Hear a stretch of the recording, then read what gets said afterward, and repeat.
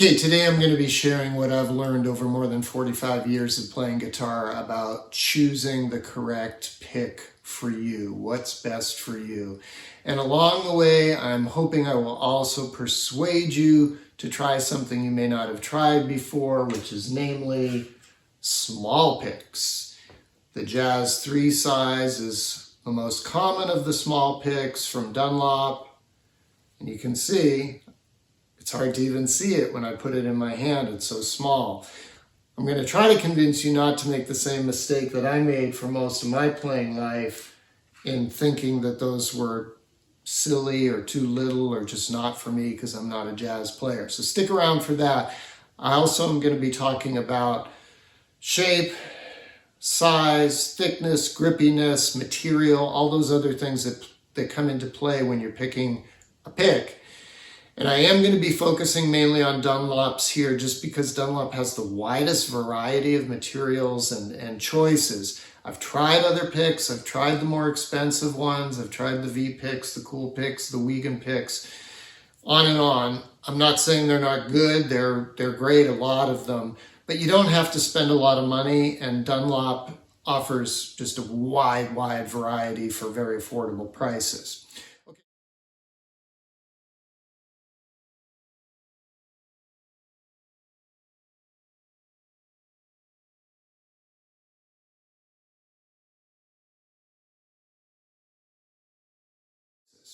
Okay, so back in the 70s, 1977 to be specific, when I was in high school and started playing guitar, really the Fender Medium was where it's at. I'm going to put a picture on the screen here.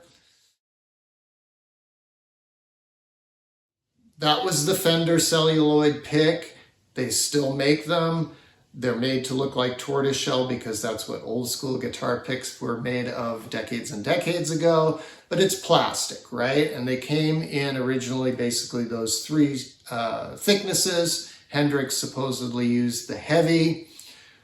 I started off with the Fender Medium. That's what basically everyone used. And it was essentially this same size and shape as the Dunlop Tortex, which is sort of what came next in my personal evolution and what I'm going to talk about next. I used that Fender Mediums for decades. And then probably about 2000-ish, I found these Dunlops, and they come again in a wide variety of thicknesses, but basically the Fender Medium shape, that standard shape that everyone knows and loves.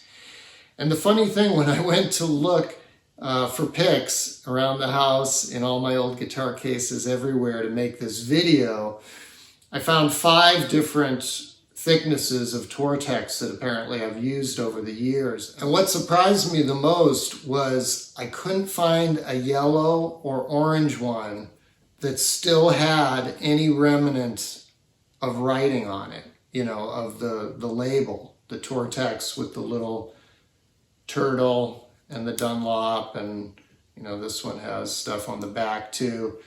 I found a ton of yellow ones without a sign on them. So clearly, for a long time, I used the yellow and orange, and these are the skinniest ones. 0.6 to 0.75 or something like that. I think the green is 0.88. The blue is 1.0 millimeters, and then you get up to 1.14 in the purple. I really remembered using the blue. I thought I'd always used the blue. I used it so long, but apparently, again, I used these much earlier. Now, why is that important? Why am I telling you this? I'm telling you this because if you're like me, like most people, you started off playing more chords, right? You started off learning chords, playing rhythm guitar more before you jumped into playing lead guitar. The thinner picks are going to be better for rhythm guitar. Why? They have more flexibility, right? That's why. The heavier picks obviously have a stronger attack for playing leads. So consider that whether you're primarily a rhythm or lead guitar player when you start thinking about your thickness of the pick. Obviously, the heavier thickness, the stronger the attack, the less flexibility. Okay, I want to show you a couple other picks that are in that same shape. This is the Dunlop Tortex Flex. As the name implies, there's a little bit more give to it. This is a 1 millimeter, and to me, I think, largely marketing. I'm not feeling a huge difference. There's a little difference. I know a lot of people like the Flex, so if you're a rhythm player and you want a heavier gauge pick that still has a little bit more flex to it for, again, strumming, you might want to consider the Tortex Flex. In this, what I'm going to consider full size, Fender medium full size, my personal recommendation is the Dunlop Prime Tone. Now, you should be able to see that this is see-through, and that's because it's made out of Ultex. Here's a couple more Ultex picks, and you can see that you can hopefully see my finger. I'm not trying to give you the finger, but you can see my fingers through those. That's how you can tell this Ultex material. I mean, all these are just different types of plastics, right? Now, all the picks I'm going to show you today are basically super affordable for anyone, other than these prime tones. And the reason is these are considered the Dunlop, cream of the crop. And, you get a little story with it about how an elf in the workshop hand beveled the edges to perfection or whatever. Still super affordable. They're, I think, 10 to 12 bucks for 3. Again, if you're one of these people that loses picks all the time, I don't know about those people, but there's a lot of you out there, then you probably don't want these. Just get the Tortex or the Flex, and again, we're going to talk about other sizes here in a minute, but if you're going for this size, the regular size, if you're not someone who loses picks all the time, or you have enough money, buy these. They have 2 huge advantages. Not only the hand beveled edges, like I mentioned a second ago, but they have a grippiness. And I don't know if that's going to show up, but they do have some raised lettering on there that provides a fantastic grippiness, which is my main quibble with the Tortex. There's no grippiness on the Tortex.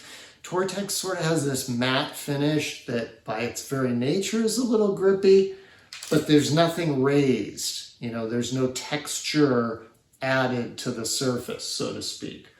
Okay, so that's the full size, what I'm going to call full size picks.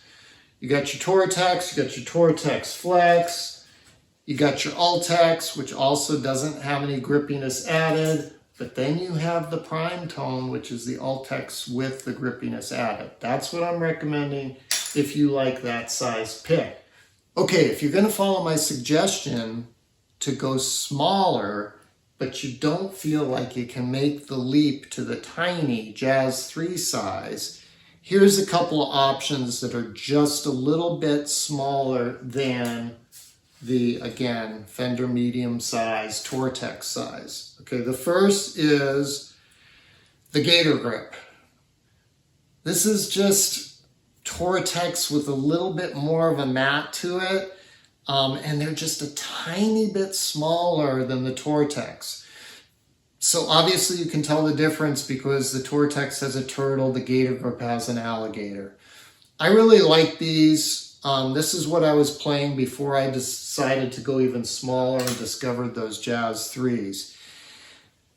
Dunlop also makes something called Prime Grip. Not to be confused with the Prime Tone. The Prime Grip are not more expensive. They're Delrin, D-E-L-R-I-N. Again, just another plastic. Feels a little bit more nylon-y, and I'm going to get into the nylon material here in a minute. But I like it because, again, slightly smaller than the Fender medium size with a grip.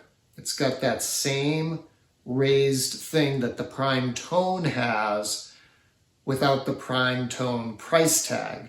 So if you're interested in Prime Tone without a price tag, get the Prime Grip. These are Delrin. I like those. They're a little clicky though. They're a little bit like nylon, which I'm going to talk about next. Lastly, in this middle category of size is what Dunlop calls Jazz 3 XL.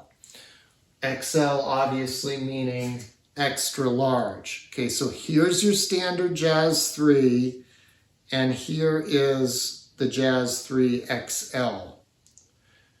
So you can see that it is slightly, I think it's considerably bigger actually. And if you put it next to the Tortex, Fender medium size, you can see that it's right about in the middle. So that's a good happy medium. If you're someone who plays rhythm and lead, because again, we're going to talk about more, but with the Jazz 3 size, obviously there's not a lot of pick there. Once you hold it, all that's really sticking out is a tiny point. So it's fabulous for precision in playing leads. But if you're strumming, I find if I'm strumming with a Jazz 3, my fingers are definitely hitting the strings. And that's not necessarily a bad thing, but if that bothers you and you just want a little bit more real estate with your pick, because sometimes when I'm playing rhythm, I actually hold it like this. I use my index and middle finger on the pick sometimes when I'm playing rhythm, whereas obviously with the Jazz 3, you can't really, well, I guess you can sort of get two fingers on there, but it's a little awkward. Okay. So again, that middle category, I'd recommend the Jazz 3 XL, but you can also try the Delrin Prime Grip or the Gator Grip. Okay, I've been talking about Jazz 3 quite a bit, so let's get to Jazz 3. As I indicated at the outset, I went my whole life thinking these were not for me. Thinking, why would I want a jazz pick? I'll never be a jazz player, unfortunately, because I think jazz players are just phenomenal. Along with classical, clearly the most challenging guitar style to learn. I'm never going to be a jazz guitar player. So that was one reason I ignored these. Second reason was they're tiny, right? They're laughably tiny. It's like, what? Really? See there, I just dropped one, which is a hazard of these, which is why I'm going to tell you in a second, if you're going to go Jazz 3, get one that has a grip to it. Get one that has some raised real estate to it. But yeah, I thought these were kind of absurd, not for me. And then, over the years, I keep seeing these threads on the gear page or the Telecaster page or the Strat forum or whatever, where people are like, oh, I love my Jazz 3s, or I just discovered Jazz 3s. And finally I was like, okay, I'll try it. And now I'm a complete convert. I'm a convert. So you got to try the Jazz 3s. If you're still with me after this long diatribe, please, please, please try the Jazz 3s. If you do choose these, know that the standard ones, which are red, are nylon. And this one, which is the Max Grip, because again, it's got some really awesome grip. This is probably the best grippiness of any pick I've tried, the Max Grip Jazz 3. And they claim it has carbon fiber in it. It still sounds like a nylon and feels like a nylon pick to me. And that might not be a bad thing for you, but you definitely want to know whether nylon is for you or not. And I'm going to digress into nylon here for a second because this is important. This is a Herco nylon pick. This is Neil Young's pick, Herco 0.5. This is what so many players, especially in the 60s, Pete Townsend used these, David Gilmour. They used the slightly heavier one, I think 0.6, 0.7, the gray ones. Eddie Van Halen used the gray ones. They really flex quite a bit, but they can break. Yes, I have a gray one, but yesterday when I was getting these together for the video, I bent it and it just snapped. So they have a tremendous amount of flex to them, but they're very clicky. Just take my word for it that if you go with nylon, might not bother you if you're an electric player and you're playing loud, but if you're an acoustic player or you're playing electric quietly at home, nylon is very clicky and it's brighter, which might not be a bad thing, again, if you're playing humbuckers primarily. So anyway, HERCO and Dunlop makes these now too. The original, these go back to the 50s, but this is exactly the pick that Neil Young uses, the gold ones. So again, the max grip, even though it says it has carbon fiber in it, it's basically a nylon pick like the red Jazz 3s. So a couple other Jazz 3s you can try. They do make the Gator Grip. I love the bigger Gator Grip as I showed you earlier. In one this small, you just need the grippiness, and the matte finish, not enough. So, not surprisingly, I'm going to recommend the Prime Tone again in the Jazz 3 size. Again, this is the full sort of Fender medium size Prime Tone and the Jazz 3 Prime Tone. Love these. Again, 10, 12 bucks for 3 of them. Might you lose them? Yeah, you might if you're gigging and you're going out a lot and everything. But buy a pack to play around the house. I just find that this Ultex is like a beautiful in-between of the Tortex and the nylon and all the other materials.